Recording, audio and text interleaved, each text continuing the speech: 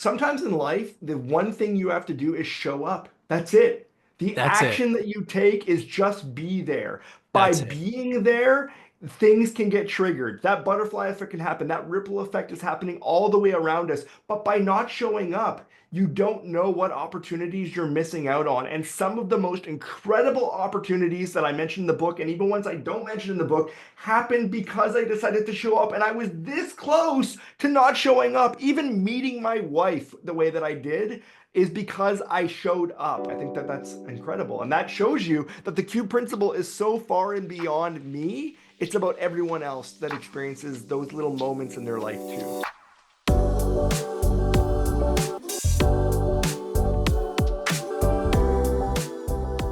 Marco, welcome to the BookThinkers Life-Changing Books podcast. I'm going to jump right into question number one. I want to bring you back to Awesome. when you were 5 years old and you watched Back to the Future for the first time. Did you realize how much of an impact that book was going to have on your life? Yeah, no, not at all. I mean, Back to the Future for me, well, I was in awe the entire time that I was watching the film. My jaw was just hitting the floor, just seeing the realism behind the storytelling. And I didn't even understand what that really was at the time, but just seeing how cool Michael J. Fox's character was in Marty McFly. And also, like, I'll admit, like, being a wheelchair user my entire life, using a wheelchair, I always wanted to be a skateboarder, so I was kind of jealous that he was able to skateboard. Even at the age of 5, I was like, man, being able to move on wheels like that would be so cool. But as the story unraveled and I was learning about the idea of controlling your own destiny and controlling your future, as I say in the book, I really was like, is that possible? Could things that I do change how my future turns out? And it literally set the bar for how I looked at my life going forward. So I don't think there's any other way to underscore how impactful that film was me on me and my life. Yeah, I'll be vulnerable here for a minute. You'll catch me on this podcast and in other formats all the time saying, if you don't apply what you read from these personal development books, they're just forms of entertainment, not education. You're not getting the value out of them. But my mind started to change about halfway through your book. You actually talked about the importance of entertainment and how these stories stick with you and they shape your life and your subconscious and they get into your life in ways that you wouldn't have anticipated. And now I'm starting to think, even if you don't take deliberate action from every book you read in the way that I talk about it, with intention and Fair. energy and vigor, there's still some value that you get from them. Oh, 100%. I think there's an energetic exchange, much like when old school artists would record an original master onto a vinyl. There's nothing like vinyl sound. The reason being because you're actually imprinting the energy of that session into the record itself. And I think the same thing can be said about books. The same thing can be said about all forms of media, films. And so there's an entire chapter, as you know, that's dedicated to my love of workplace comedies and the idea of personality exchanges and energy exchanges. So I'm really glad that you actually picked up that from part of the book. Now, when you think Back to the Future, which has its touch points throughout your entire book, I'd say, but when you Yeah. think back, the original lesson that you talked about was how you started to view time in a different way. So talk to us a little bit more about that. Well, I mean, I think like as you start to reflect on things that are super influential in your life, you realize that, and you can get so introspective that it can get kind of creepy because if you think of every single decision as a decision tree and then it's branching off into the next thing and the next thing, it could drive a person insane. But really, how that impacted the way that I look at time is, and as I named the first chapter, the future proves the past.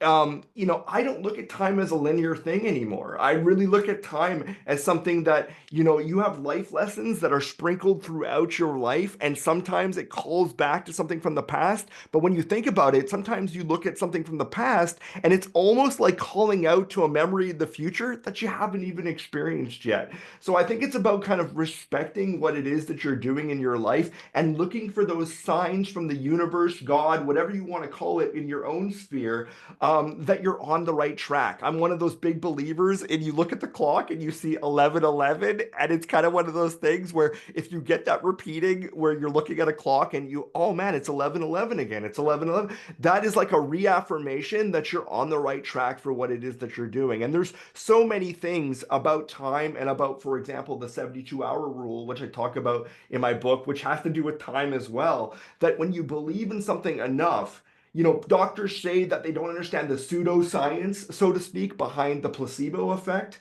But I think that it's because humans are capable of so much more when it comes to mind over matter. And when you truly believe in something and how you can affect that change, it does actually change how the outcome is going to be. It's kind of like the double slit experiment where there's an observer watching protons and atoms. And if you're watching those protons and atoms, they do something completely different than if you're not looking at them. I don't know if you're familiar with the double slit experiment, but so there's something real to that. And to not go into too much esoteric, but I really just think that, time is also malleable in that way. And I hope that answers your question. Yeah. Yeah, it does. And I'm actually fascinated by this subject. I didn't think we'd go here this fast, but here's a story I've never shared on the podcast before, Marco. Sure. And the audience, here's the question to think about. Was this always predetermined or did I determine it in the past in the moment? So my favorite number is 42. And I see the number Okay. everywhere. And just like you said, it reaffirms things for me. And so last year, at the end of last year, when my wife and I were getting ready to have our first child, my question to the universe was, I wonder where 42 will show up. I wonder if we'll be put in room 42. And then I started thinking about what weights are babies normally born at? And I thought, well, there's really only one reasonable multiple of 42, which is 8 pounds, 4 ounces. And then I thought, Right. in terms of length, there's really only one division that makes sense, which is 21 inches, 42 divided by 2. Well, of course, we're put in room 42. Our baby is 8 pounds, four Really? ounces, and 21 inches long. And Oh my goodness. what are the chances, right? They're very small. So I look for those things all the time. And I'm wondering what's like a recent example of you paying attention to the numbers or the universal karma or God or whatever you want to define it. Yeah, I mean, so there's always those instances in my own life. I'm constantly getting 11 and 11 on the clock. Contrary to most people's belief, the number 13 is a big number in my family for positivity. My dad knew that it was seen as a bad omen for people, so he made it his jersey number as a soccer player. And so he scored the most goals. I made it my jersey number as a wheelchair basketball player. I've had 13 surgeries. Like so many times, the number 13 has shown up in a positive way. And it's because I like to flip those kinds of beliefs on their heads and say, no matter what the global belief is in something, you can always turn a positive out of a negative. And, call me an optimist, but I'm also a realist. And so in my own life, there's constantly that repetition of numbers. I have the number 13 tattooed on my chest over my family crest as a reminder that we can control these things. And so, yeah, I definitely still do see these things. There's always, for example, I'm waiting for something and, maybe I'm in a lineup and I count the number of people and there's 13 people ahead of me. And then I end up getting the last copy of something that I'm waiting for in the line. It's just really, really interesting how those things show up. But I think that my biggest lesson is showing gratitude at the end of the day. So when you have those moments where certain numbers are showing up or certain things keep showing patterns for you, it's just about saying thank you. It's just about saying thank you and having gratitude for the abundance of things that are happening in your life. People who are constantly stubbing their toe, they didn't have any hot water left in their tank, and so they had a cold shower. They're late for work. The thing I notice about those individuals is that they're ruminating on the things that keep going wrong. And I'm a big believer in you're going to constantly continue to produce the things in your life that you think about the most. So your reality is your projection. And so the things that you project out there is what's going to keep sending back to you. So I hope that in that way, people know that if you start seeing that number that you love or that you really resonate with, acknowledge it, and I guarantee you, Nick, just like you're going to start seeing it more and you're going to be able to start controlling how it shows up in the weirdest ways. And sometimes you won't be able to control it, and that's okay. It's kind of like, hey, head down this hallway, head down this direction, see what happens. Oh yeah, I love it. You're talking my language, Marco. By the way, my wedding anniversary is on the 13th. And also, one of my favorite books, Think and Grow Rich by Napoleon Hill, is built around Sure, 13 principles. And it so there's is. so much positivity in that number. And it's cool that you got it tattooed. When did you get the tattoo? When I was 19, so I'm 39 now, so it's 20 years. And it is actually my family crest from my dad's family in Italy. But I have some embellishments on it. Like for example, his crest doesn't come with the number 13. And I had some Celtic things added onto it really right there. But I put it over my heart for the symbolism, of course, that my family is over my heart. And because I've had 13 surgeries, being in a wheelchair and having cerebral palsy my entire life, it's kind of like I knew that every time I went under the knife or anytime I went under anesthesia, that I may not have come back from those surgeries, even the most basic of surgeries. So it's kind of like the belief that everything's going to be okay. And no matter what happens, that you just have to trust, that this is your path and this is what you're on. So that's exactly why I had it done so long ago, because I had 13 surgeries before I even turned the age 13. So I spent the first 13 years of my life basically in hospitals. And so that really changed my perspective too. I think tattoos can play such an important role in your life. As you see, I'm covered in them. I also have Yes. a family crest on my body, and I have reminders of things that I want to see and focus on.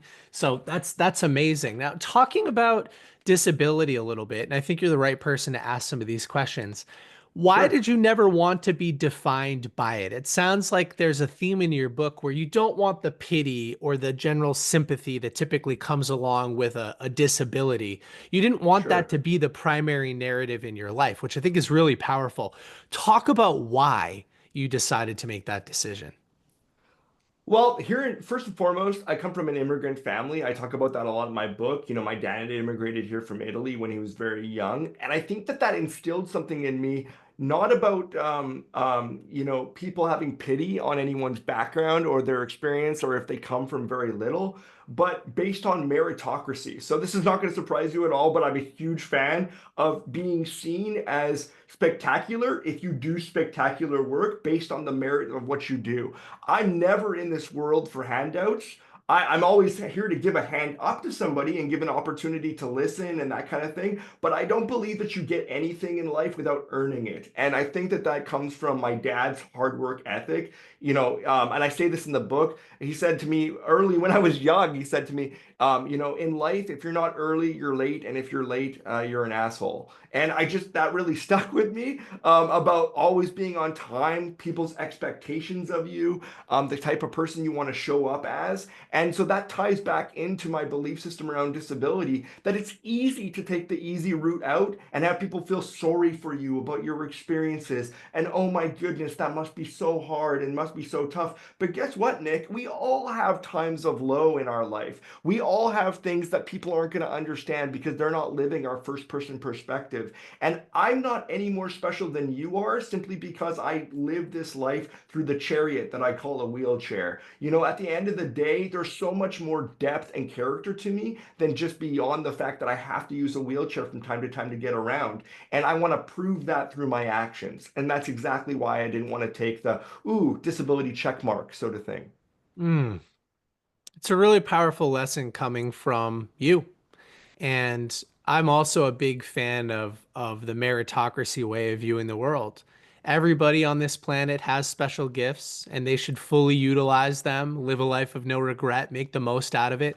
There's a really good example of you demonstrating this, I think, in the real world when you were pretty young at London Drugs and you Mm, decided to use, I think it was NLP, in yeah. this moment to sort of influence somebody else's behavior. Bring us through that example. I think that's a really good example of what you're talking about.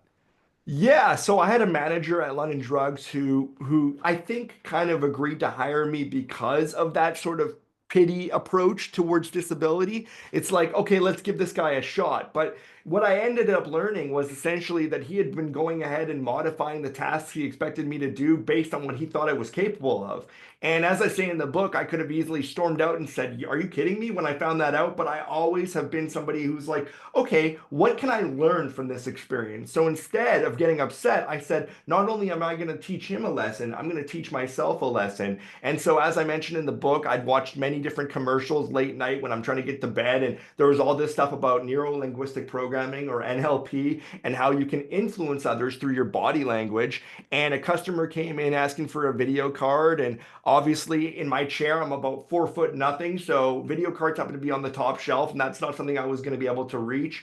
But I decided, you know what? Let's make an authentic connection with this person. I'm actually going to care for a moment. I'm going to get to know his name, what he does for work, these kinds of things. And so that way we're rooted to each other. We're connected to each other. And it started to work. I found out his name was Tim, what he did for work, all these things. And we're getting to know each other. I'm wheeling towards those shelves, knowing I'm not going to be able to reach them. And I start being very animated. And I'm like, oh, Tim, I know exactly the card that's right for you. I actually think it's right over there. Do you see that card right over there? And for those who are listening, you can't see, but I'm doing a lot of physical gestures and actions. And I could see that it was clicking in Tim's mind without even thinking, like, yes, I should reach, I should reach. And so I said, I think that's the card right there. And he was about 6 foot something. And without even thinking, he just reaches over. He says, yeah, Marco, that's the card. And see, he called me by my name because I was being so cognizant about calling him by his name. He grabs that card, hands it to me, and now I'm able to make the sale. So it didn't matter that I was 4 foot nothing, Nick. I was able to use Tim's height to my advantage, and that manager was watching, and he was just, I could tell it was an oh shit moment of like, man, my perceptions of this Marco guy have been completely off. Just let him roam free, do his thing, and let's just see what this guy is capable of. And because of that moment, because of that decision, he never questioned me again going forward at that point. And I was able to continue to prove what I was capable of in that store and beyond. Yeah, and if I was in your shoes in that scenario, I would have grabbed the card and I wouldn't have been able to practice something that I had just learned, and it would have been a completely different scenario. So I think that's Right. so that's really special that you were able to do that. As far as NLP goes, did you just learn watching late night infomercials, or did you end up purchasing something or studying something specifically? Yeah, I mean that's a really good sort of question. It's sort of if you look at the movie Limitless with Bradley Cooper, he kind of talks about these little breadcrumbs of things that you see over time, and when he's taking the Limitless pill, that all of a sudden these things come back to him in a flood of information. I think that that's how my brain has always worked. I don't think that I have like ADHD or anything of that nature, but I have a way of making connections for multiple things that I see, especially visually. I'm a very visual person. And so I remember once I saw those infomercials, I remember flashing back to books like Dale Carnegie's book about how to make friends and influence people and things like this. And even at that time, being a high school student, I remember flashing back to certain chapters about influence and things. And so I just started making connections based on what I remember seeing in the infomercial, and that's really what it was. It's just all these little different pieces of mediums and literature kind of flooding back in at once. Now, I'm not claiming at all that by default my soul has the limitless pill inside of it. I wish it did, but my goodness, that would be so cool, wouldn't it? Yeah, it really would. I always love the idea that what does he do first? When he takes that pill, he cleans up his apartment. And I think Yes. so many of us, talking about karma in a way, so many of us have cluttered environments and as a result, a cluttered mind. And I think if you neglect your environment, you're also neglecting your mind. There's almost this like unseen force that's operating in your life. And so that's always one of my favorite takeaways from that movie. You know what's really cool is that you and I both have organized chaos. Like you've got the organization of your books behind you and it looks amazing. It's got a great visual. You can tell in my office, it looks like these things are just placed here, but every single thing is a memento that has meaning and has purpose. And to your point, I think that life in the rooms you spend time in is a reflection of what's going on in your mind. So if my space around me is not organized, it means that something's going on in my mind where I'm not feeling organized internally. And it's an instant wake up call. And so that's why I think Bradley Cooper's character does that. He realizes that he's in the slums. He's kind of a bum up to that point. He's been kind of lazy. So the first thing to do is clean up his home, because that's where he spends his most time so that he can really thrive. And then he just kills it going forward. So, yeah, Yeah, another example of how these movies change our lives. They really do. yes, yeah, Back 100%. to your book here for a minute. Talk to us about the cube principle, which I think is a really Mm. big portion of what you teach. And I think it could be a very useful preview, I think, for the audience listening and watching today, an argument for why they should get a copy of your book and do a deeper dive into this.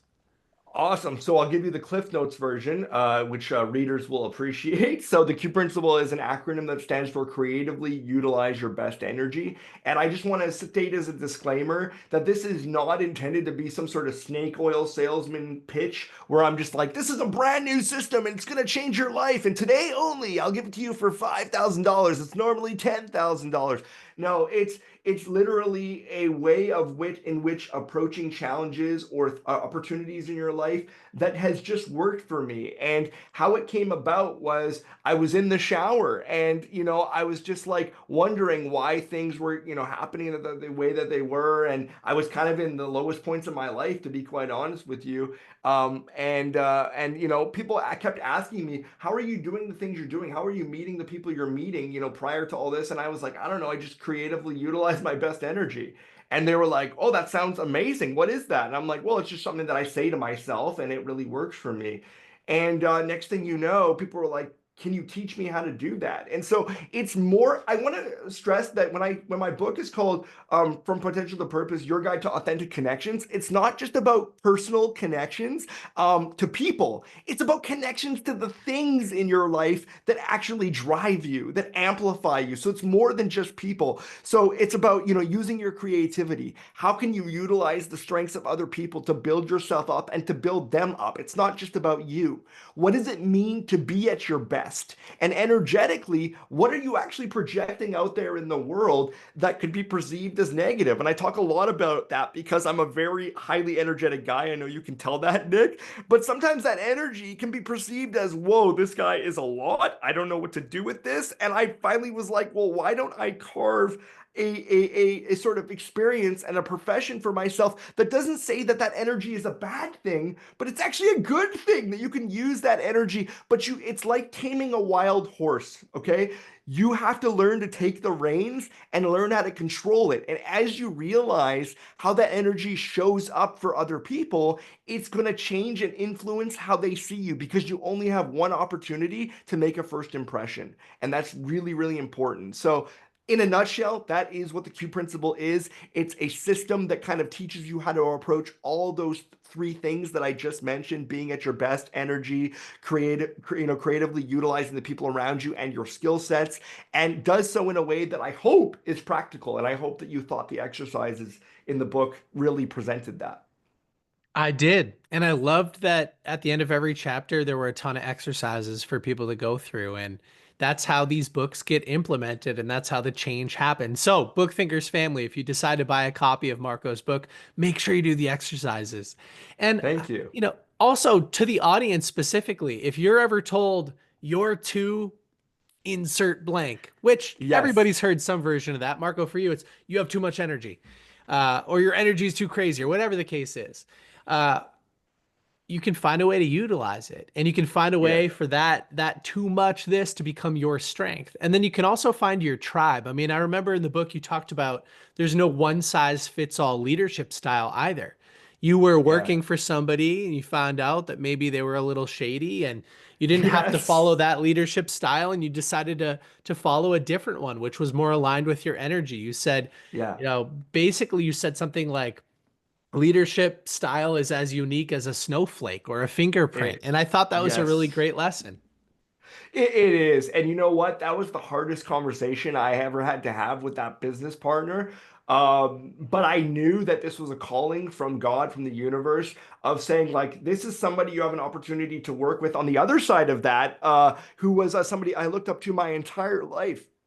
And I would have been remiss if I passed on the opportunity simply because I had the opportunity to continue to work in an industry that I didn't even have a passion for. But in order to find out more about that story, you're going to have to read the book because honestly, there's an entire chapter about, seeing a wolf in sheep's clothing. And I think that so many people can relate to that in their own life, of people who are vultures in your life or energy succubuses, who, they may have been best friends of yours for years, But then you start to take a step back, Nick, and you realize, hey, wait a minute, this person doesn't have to be my friend forever simply because I've known them the longest.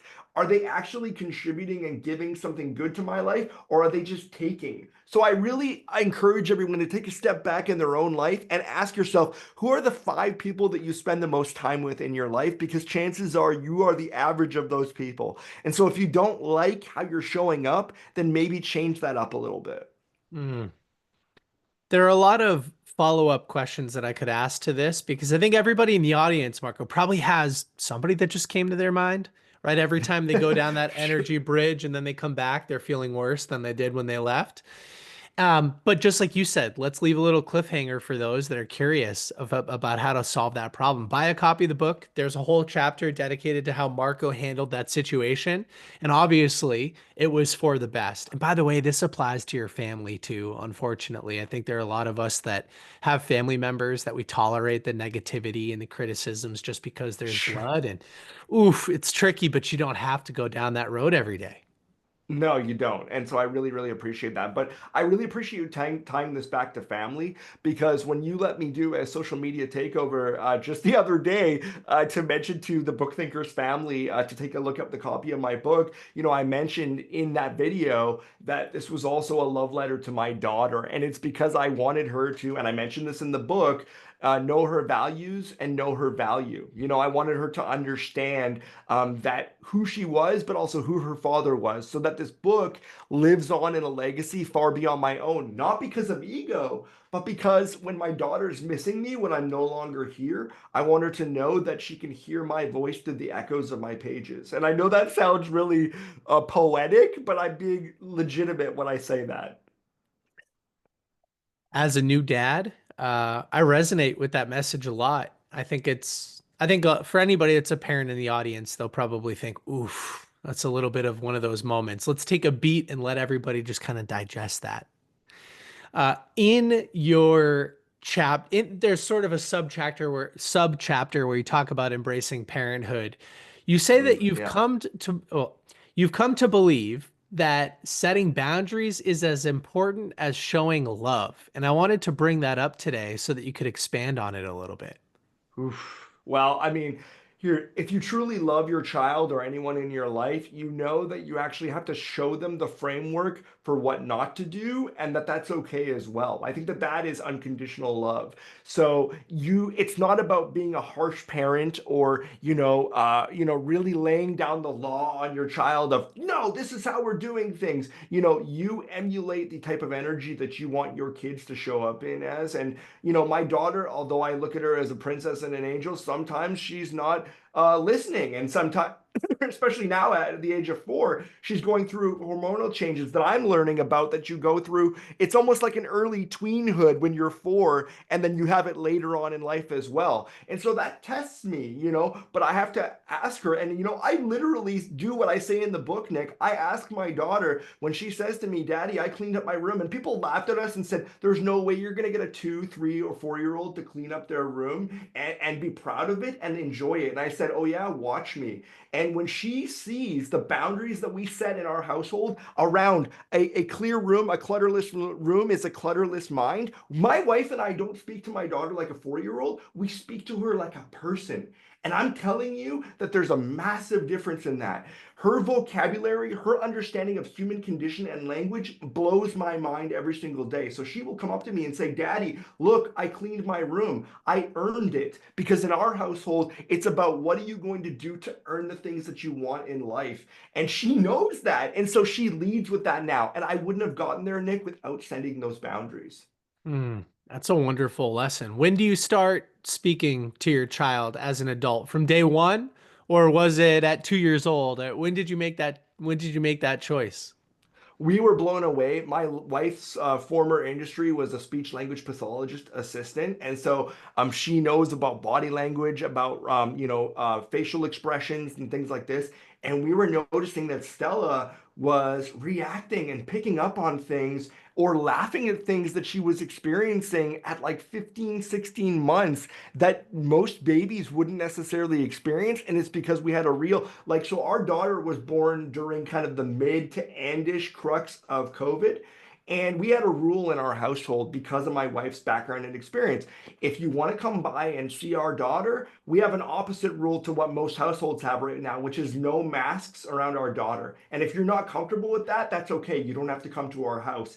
But we knew that we didn't want to stunt her growth in terms of her ability to understand emotional reaction. And so we spent all that time in the first 2 years of her life showing her facial expressions, showing her happiness, sadness, frustration, all the emotions.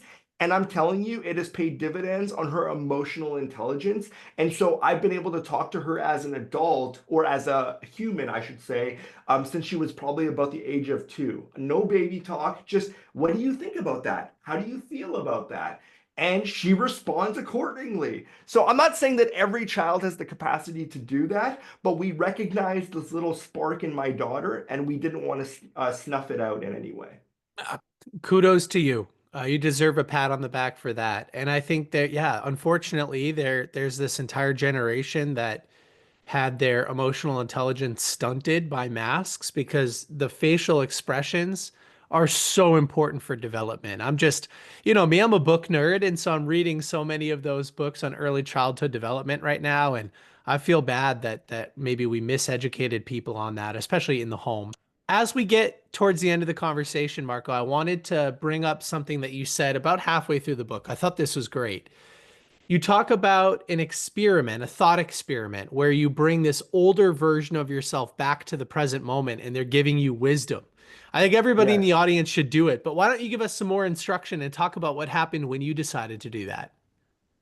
Well, I mean, I think it's more about a self-reflection on anything. It's kind of like, I think so many times people live within their own ego, and they think like, okay, well, this is the way that I always do things. But I really encourage, because I'm a huge student of the work of Nikola Tesla and Albert Einstein, and they were huge believers in thought experiments. Now, Nikola Tesla, his brain worked in a completely different way, so I never could claim to be him. Like, he could actually play out actual experiments or inventions that he was creating and actually have the blueprints make adjustments in real time. He could test those adjustments in real time and then see the results of them all in his mind. Now, I can't necessarily do that, but that was the point of that thought experiment, is if I were to do things differently, what would I say to myself and how would I believe in myself? And so in that experiment, you see me being a little bit tongue in cheek. You see the older version of myself say, well, I do have to say, you're looking quite dapper as an older version of yourself. What a good looking guy. But in all seriousness, it was more about going into the depth of my humanity and how I would react and see and really experience the things that I had gone to at that point, and really asking myself to be the most vulnerable. I don't think we often spend a lot of time, Nick, asking ourselves to be vulnerable to ourselves because we feel like no one else is around. So why would we ever do this? So that's exactly why that thought experiment did that to me. What was it about that thought experiment that stuck out to you in terms of how I reacted? Well, I'll start by answering. I have a tattoo on my chest that says Memento Mori, which is remember Yes. you're going to die. And I see it every single day, just like you see your 13. It's on my chest. And it reminds me that life is finite and I should not take my time for granted. If I want to leave this world by creating a big impact, I better get my butt moving, right? So Right. that's the lens through which I saw it. Now, I thought your response in it, it's great to play and have fun. And I thought the comments about, oh, you're looking dapper, like that's great. But you're right. Most people don't spend enough time making decisions or thinking Yeah. about the effect that the decisions they're making today will have on the rest of their life. You mentioned very briefly the butterfly effect. Yes. This podcast that we're recording right now will be consumed by thousands of people. Somebody that consumes this podcast will make a different decision because of what you're about to say, and their Yes. life will then change forever, and the lives Yes. of the people that interact with them. And so, yeah, let's be a little bit more intentional about what we're doing and be a little bit more introspective and think about the effect that we're having. It's all cause and effect.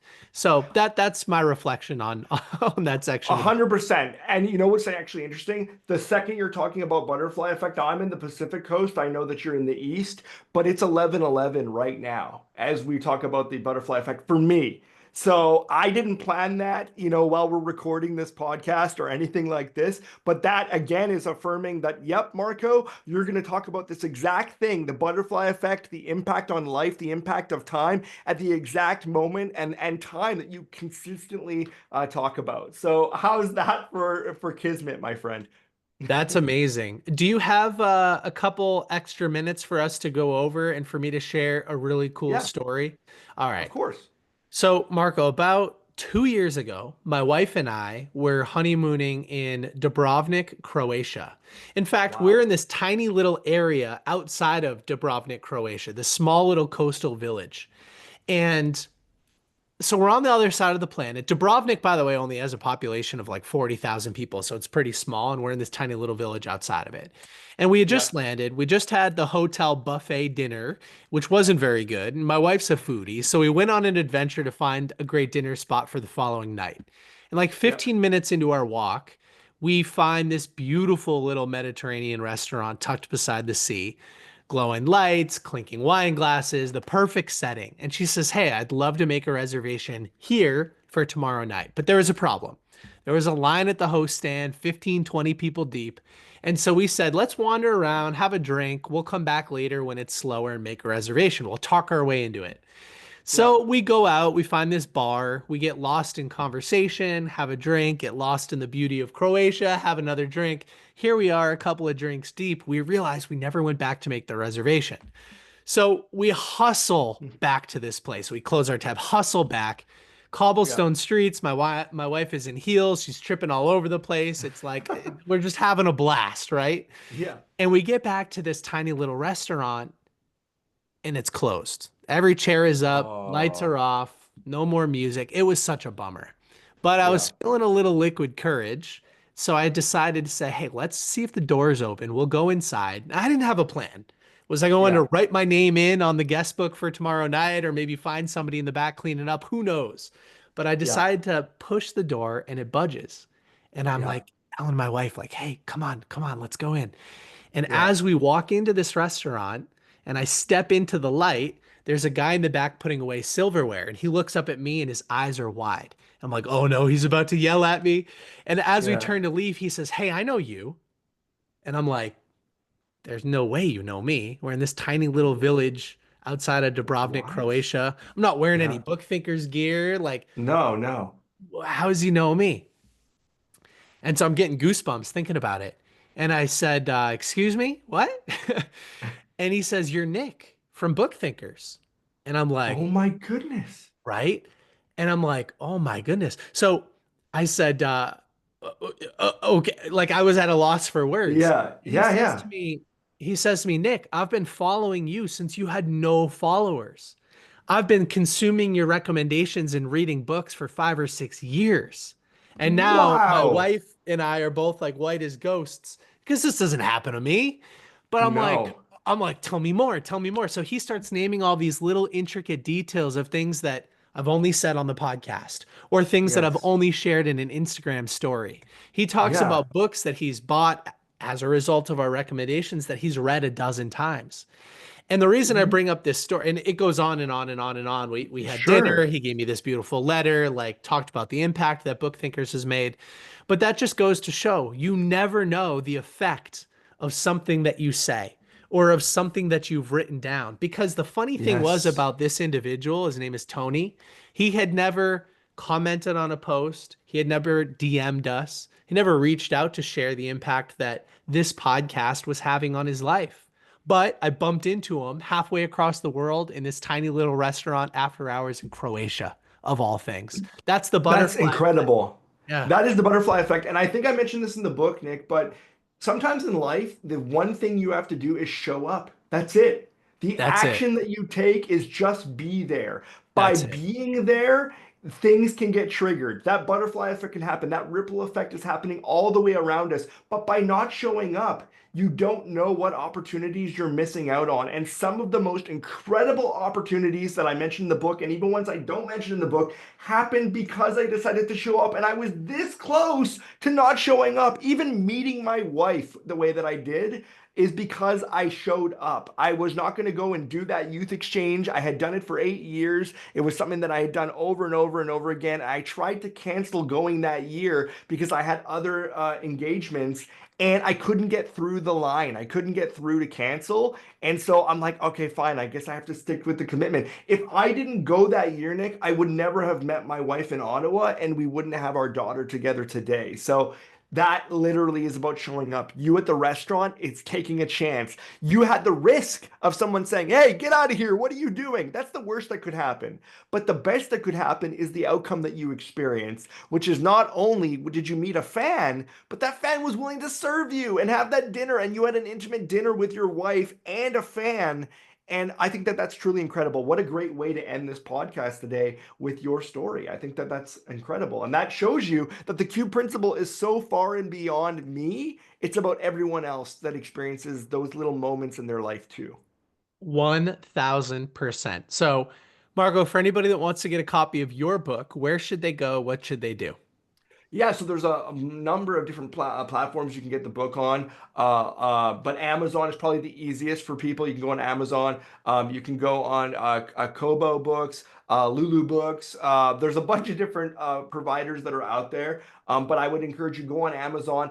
Not only read the book, but honestly give me a review. And I don't mean from the purposes of SEO or anything like that. I literally just mean let me know what you actually think. Don't just say it's a great book. By the way, Nick, since you promoted my book with that first post, I have so many copycat organizations that are DMing me being like, I'd love to promote your book too. And I'm like, there's no way that you actually appreciate my work in that sense, or that you've even read my book yet. And it looks like you're just trying to hop on the train of me acquiring your services. So be real with people, be authentic. If you legitimately want to get to know me and my book, then just buy the book, read the book. I don't care if you review it or not, but just give me your honest opinion directly then, because it's done wonders for me. This is something I put off for years. It was on a vision board of mine for years, and I said one day I will write a book, and then I got rid of the one day and just said I will write a book, and I made it happen. And it's because I drove myself towards that. So please check out my book. You can go to my website, marcopasqua.com, or go to Amazon, search up From Potential to Purpose by Marco Pasqua, and I hope you enjoy it. Final question.